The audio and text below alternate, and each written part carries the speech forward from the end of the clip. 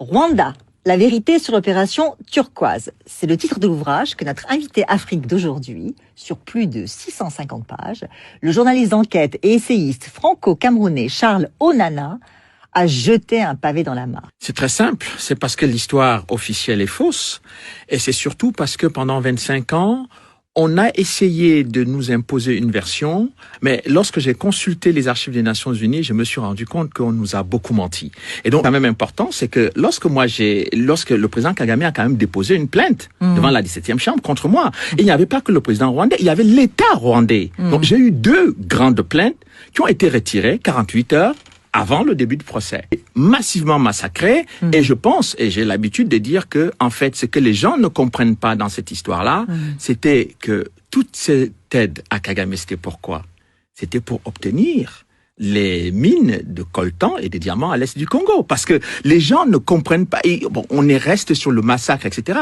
Mais on a laissé tout ça se faire parce que ceux qui voulaient mettre Kagame au pouvoir devaient être récompensés par les mines de coltan et des diamants en République démocratique du Congo. C'est pour ça que la République démocratique du Congo aujourd'hui vit une situation terrible, c'est-à-dire qu'on a dépassé le nombre de morts qu'il y a eu dans la tragédie rwandaise. C'est-à-dire on a dépassé l'ensemble de la population rwandaise de 1994, c'est-à-dire près de 6 millions de personnes. On est à près de 10 millions de morts au Congo et personne ne veut en parler parce que parler de ces morts-là signifie interroger le rôle et l'action de Kagame et du Rwanda sur le territoire congolais. Son premier ministre, Édouard Balladur, quand il a dit non, il faut qu'on fasse l'opération turquoise au Zaïre, c'est-à-dire le déploiement de l'opération turquoise, c'était à Goma.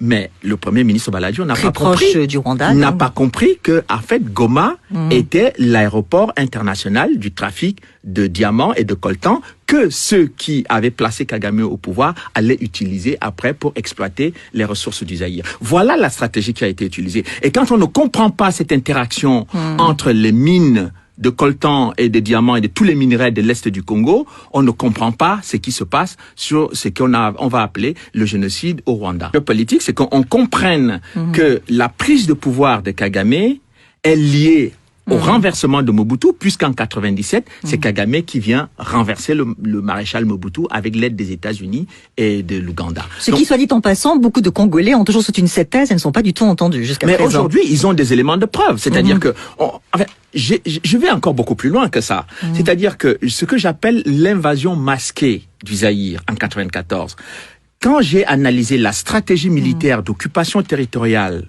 du Rwanda, je me suis rendu compte que Paul Kagame a fermé la frontière avec la Tanzanie, a fermé la frontière avec le Burundi, et toutes les populations étaient dirigées vers l'est du Congo, parce que il y avait en prévision d'envahir le Congo. Mais on ne pouvait pas envahir le Congo comme ça, brutalement, militairement. Il fallait qu'on trouve un prétexte. Et le prétexte, c'était lequel?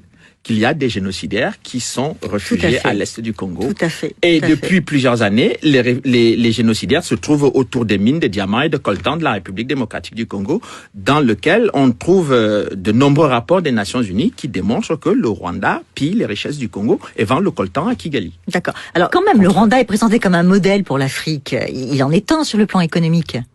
Non, mais ça c'est de la propagande d'ailleurs. Ce qui serait intéressant, c'est qu'on sache d'où...